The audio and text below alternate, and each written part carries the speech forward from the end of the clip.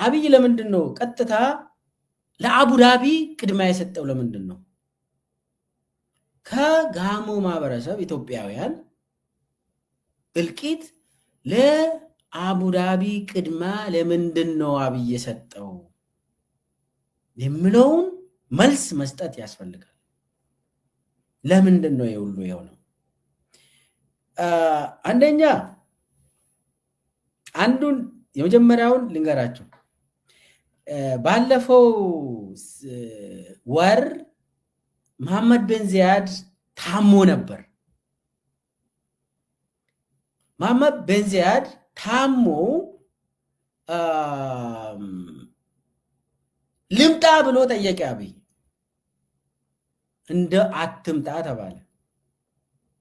አትምጣ አለው መሐመድ ቤን ዚያድ። ወንድሜ ብሎ የሚጠራ አብይ ወንድሜ ብሎ ይጠራል። ከዛ በዛን ጊዜ ተከለከለ አብይ። አሁን ደግሞ እንግዲህ ችግር ደረሰበት ተብሎ ሌላም አለ፣ ጦርነትም አለ። በኢራን ተመታች፣ ብዙ ስቃይ ነው። አሁን እንግዲህ መሄድ አለበት አብይ፣ የግድ መሄድ አለበት። ለምንድን ነው የሄደ? ቁጥር አንድ የመሐመድ ቤን ዚያድ ልደት ነበር ሐሙስ ዕለት። መሐመድ ቤን ዚያድ ልደት ለመድረስ ነው የሄደው። የቁጥር አንድ አስቡ። መቼ ነው የመሐመድ ቤን ዚያድ ልደት? ጉግል አድርጉ። ማርች 11 ነው። ማርች 11 አብይ በማርች 11 ከአዲስ አበባ ነበር። ማርች 11 አዲስ አበባ ነበር አብይ።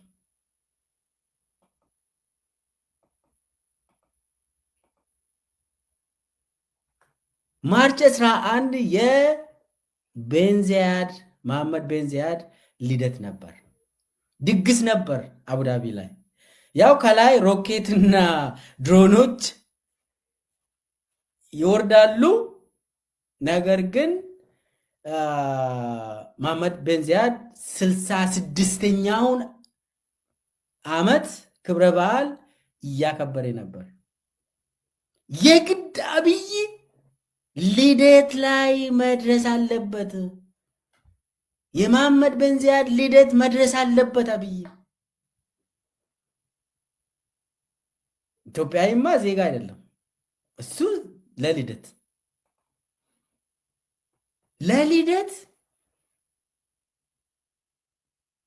ሮኬት እየወረደ ፍላይት ሙሉ በሙሉ እኮ ሚድል ኢስት ላይ ካንሰል ሆኗል። መካከለኛ ምስራቅ ፍላይት ኤር ፍላይት ሙሉ ካንስልድ። አብይ ግን ካንስል በሆነው አካሄ እንትን ሙሉ የፍላይት ካንስሌሽን ውስጥ የራሱን ፕሌን አንስተው እንዴት እቀራለሁ? ከቤተሰቦቼ እንዴት እቀራለሁ? ከወንድሜ ከአለቃዬ እንዴት እቀራለሁ ብሎ ልደትን ለማክበር እዚህ ኢትዮጵያውያን በጎርፍ እያለቁ ባሉበት ሰዓት እንዳላየ እንዳልሰማ ጆሮውን ደፍኖ ወደ አቡዳቢ የአንድን የሌላ ሀገር ንጉስ ልደትን ለማክበር 66ኛ ዓመቱን ለማክበር በሩጫ ሄደ አብይ።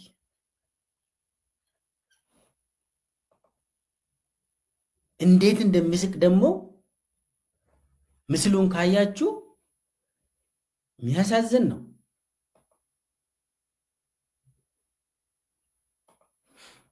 አንዱ የልደት ጉዞ ነው። አሁን የልደት ጉዞን የስራ ጉብኝት ጉዞ ብሎ ሚዲያዎቹ ይዘግቡታል። ጠቅላይ ሚኒስትር አብይ አህመድ በቅንፍ ውስጥ ዶክተር ለስራ ጉብኝት ዩናይትድ አረብ ኤሚሬትስ ገቡ ይላል። በዚህ በጦርነት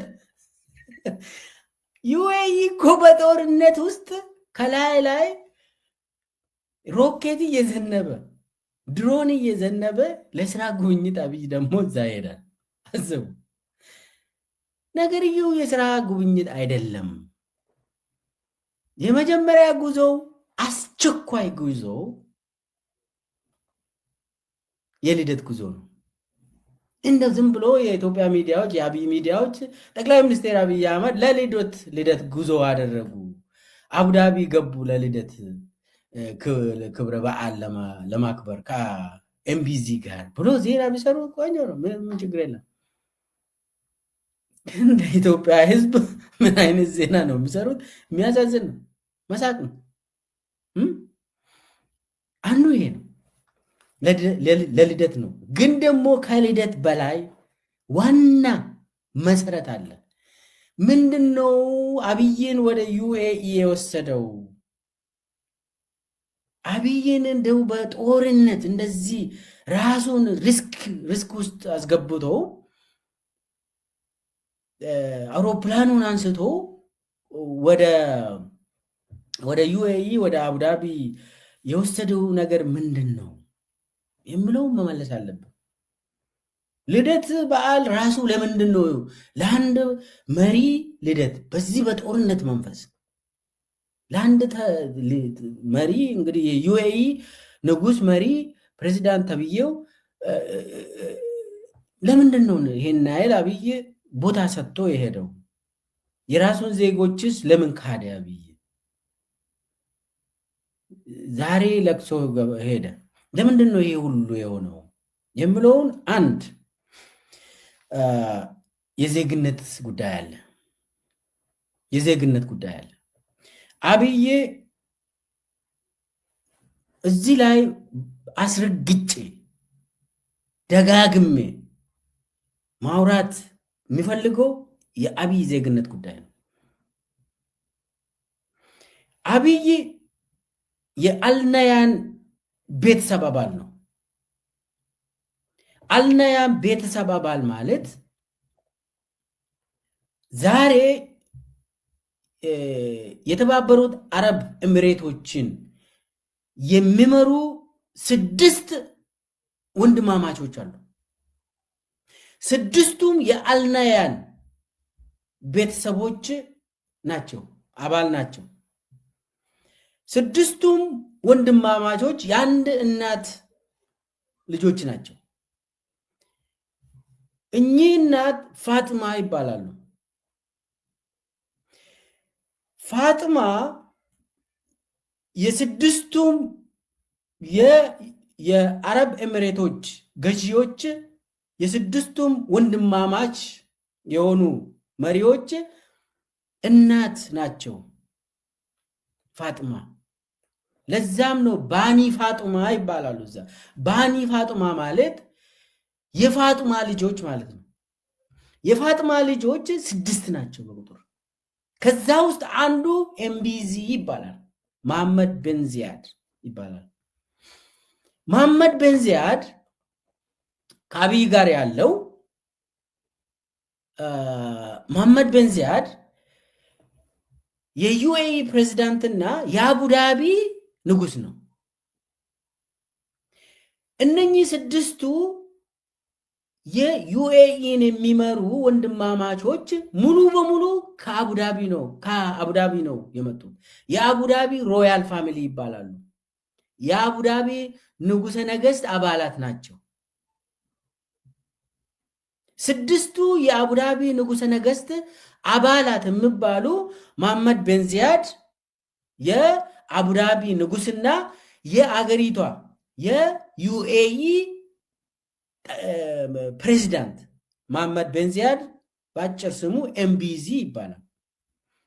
ሁለተኛ ሐምደን መሐመድ ቤን ዚያድ፣ ሶስተኛ ሐዛ ቤን ዚያድ፣ አራተኛ ታኑን ቤን ዚያድ።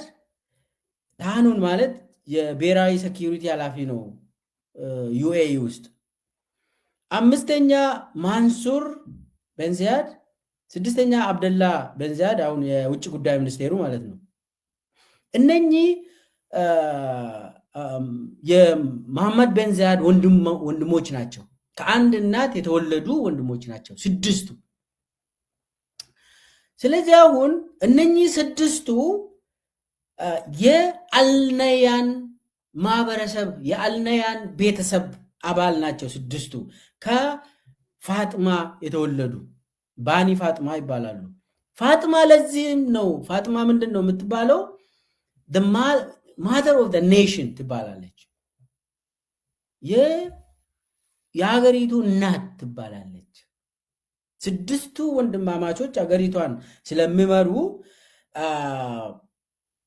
ባኒ ፋጡማ 6ቱ ናቸው እና ፋጡማን በዛ ልክ ስልጣኗ ትልቅ ነው። እኚህ እናት በጣም ትልቅ ነው።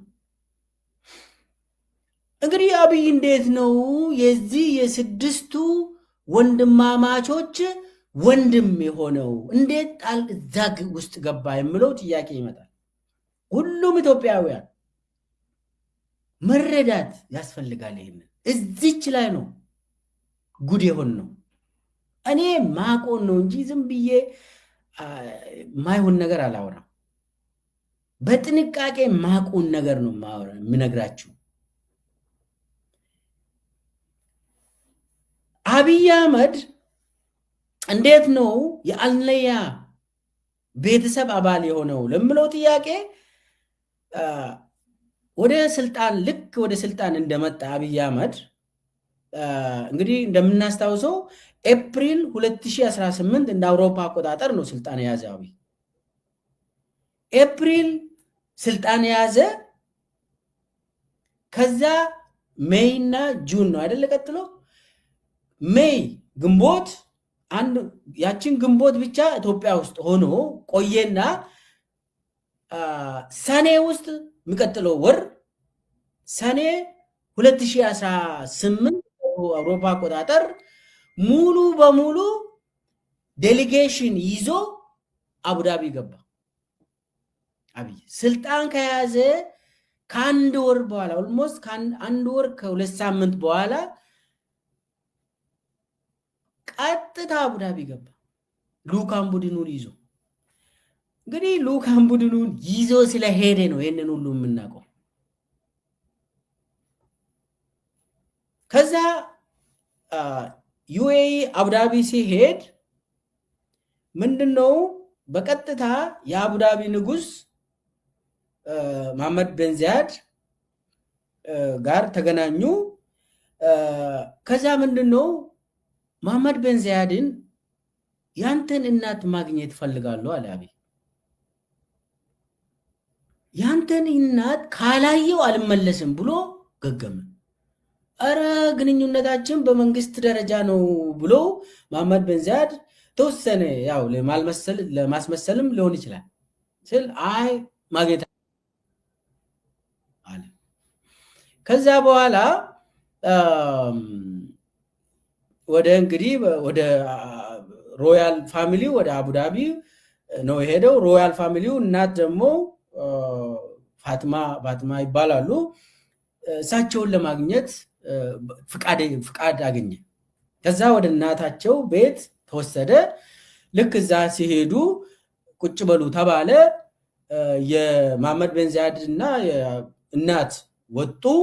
ከዛ በኋላ አብይ ብድግ ብሎ በሩጫ ሄዶ እግራቸው ላይ ወደቀ። ተመልከቱ። አብይ ብድግ ብሎ ሄዶ የእሳቸው የፋጥማ እግር ላይ ወድቆ አልነሳም አለ። ከዛ መሐመድ ቤን ዚያድ ራሱ ተገረመ። ምንድን ነው እየሆነ ያለው ብሎ ከአብይ ጋር የሄዱ ሰዎችም ግራ ገብታቸው ምንድን ነው እየሆነ ያለው ብለው ማንም ሰው አላወቅም። ይሄንን እየሆነ ያለው ምንድን ነው? አብይ የኢትዮጵያ ሀገር መሪ ነው አይደል? እንዴት ይሆናል ብሎ እዛ ከሱ ጋር የሄዱ ተዋርደናል ብሎ ማለት እንግዲህ የኢትዮጵያ ዜጋ ሆነ የኢትዮጵያ ሀገር መሪ ሆነ በሌላስ እናት እግር ላይ አትወድቅም። እንደው የኢትዮጵያ እናቶች እግር ላይ ከወደድክ ችግር የለውም፣ እሱ የተባረከ ነው። ቀጥታ የኢትዮጵያ እናቶች እግር ላይ ወድቀ ማሪኝ እናቴ ብትል ምህረት ታገኛለህ። ይሄ ኢትዮጵያዊነት፣ ይሄ አገር ወዳድነት። አብይ እዛ ሂዶ ፋጥማ እግር ላይ ወድቆ ከዛ ምንድን ነው የሆነው? ጥያቄ ምንድን ነው ተባለ። ከዛ ተነስ ተብሎ ከዛ ምንድን ነው የሆነው? እኔ እናቴ ሞታለች። አብይ ነው እንደዛ የምለው። እናቴ ስለሞቱ አሁን እናት የለኝም። እናት ፋጥማ የኔ እናትም እንዲሆኑ ፈልጋለሁ ብሎ ጠየቀ። ከዛ ተመካከሩና እዛ ሆኖ ከእናትየውንም ጠየቁ። መሐመድ ብን ዛይድም ኦኬ አለ። ሌሎቹ ወንድሞችም ይሄማ ጥሩ ነው፣ ምን ችግር አለ ተባለ። ምን ችግር አለ ተብሎ በቃ አባል ይሁን ልጅ ይሁን እንዲሰየም ተደረገ። እዛው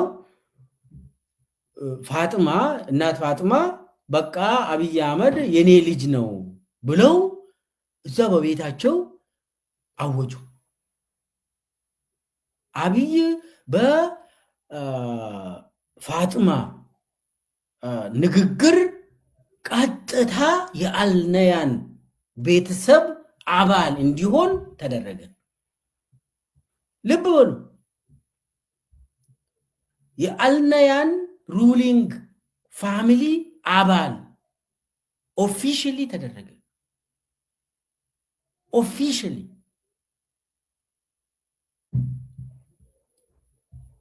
ከዛ በኋላስ ምን ሆነ?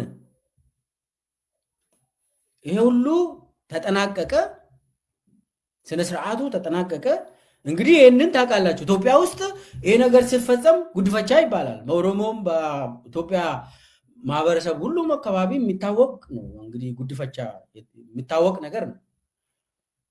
ትልቅ ልጅም ይሁን ትንሽ ልጅም እንደው ቢሆን ችግር የለውም።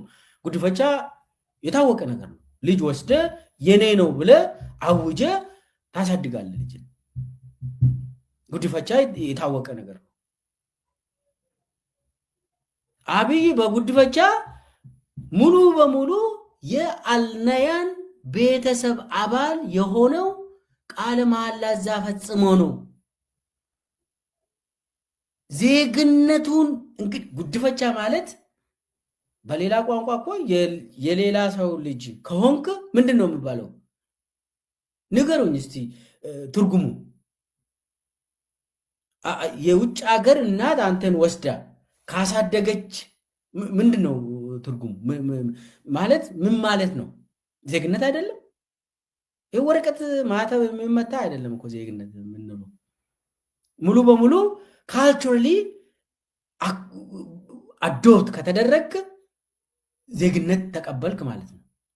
ካልቸራሊ አዶፕት ከተደረገ ሰው እና አብይ ካልቸራሊ የአልነያን ቤተሰብ አባል ካልቸራሊ ሆነ። ወረቀት ከወረቀት ካልቸሩ ይበልጣል። በባህላዊ መሰረት ልጅ ከሆንክ የበለጠ እምነት ይኖራል። በወረቀት ላይ ተጽፎ ፓስፖርት ምናምን ወረቀት ነው እሱ። ካልቸራሊ የት ነው ያለ ነው? በማህበራዊ እሰቶች ውስጥ የት ነው ያለ? የማን ቤተሰብ አባል ነህ ነው ጥያቄው። አሁን ኢትዮጵያ ውስጥ ስናድግ አድገን ነው ዜጋ የምንሆነው። ከእናቴና ከአባቴ ስለተወለድኩ ነው በቃ አለቀ። እኔ ኢትዮጵያ የሆንኩት በወረቀት አይሰጥም። ለምን? የኢትዮጵያውያን ቤተሰብ አባል ልጅ በመሆን ወይ ደግሞ በጉድፈቻ እዛ ስትገባ ዜጋ ትሆናል። ይሄ ዓለም ላይ የታወቀ ፕሪንሲፕል ነው። አብይ አህመድ በዚህ ደረጃ በዚህ ሁኔታ የዩኤኢ በተለይ የአቡዳቢ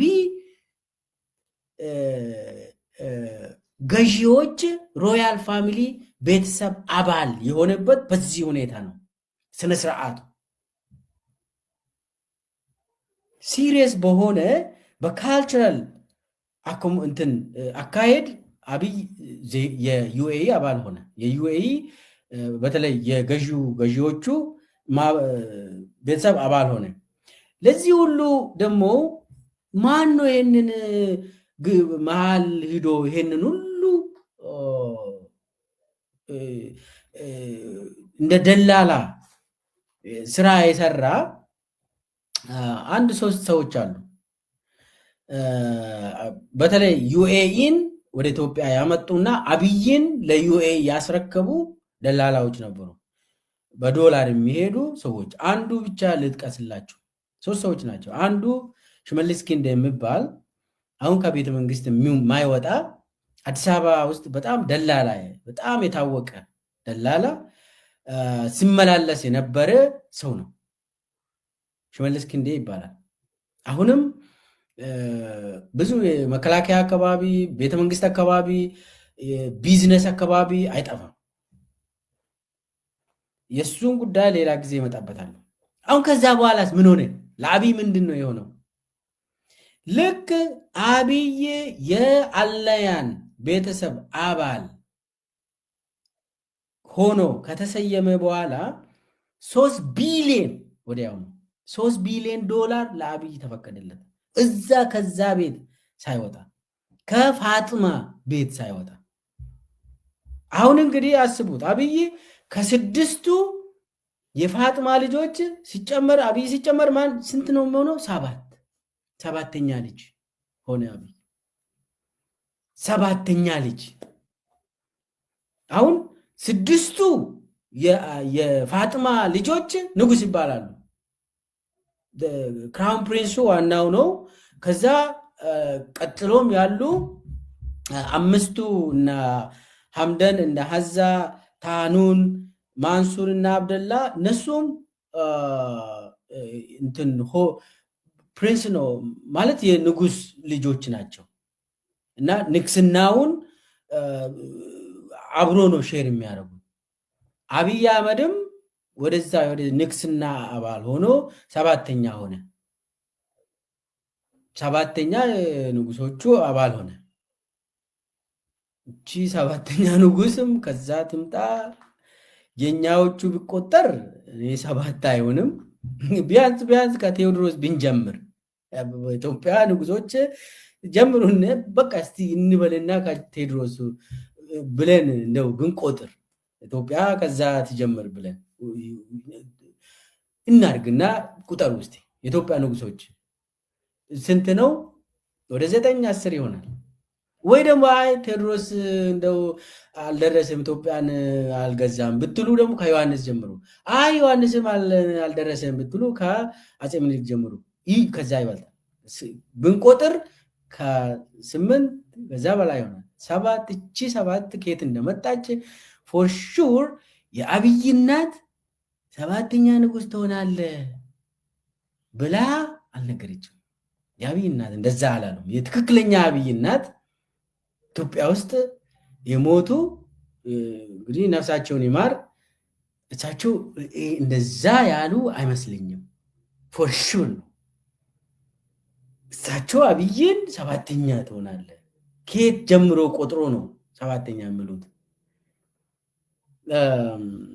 እና አብይ እችን ስሌት ከየት እንዳመጣ 7ኛ ንጉስ ምናምን እችን አብይ ራሱ ይመልሳታል አንድ ቀን።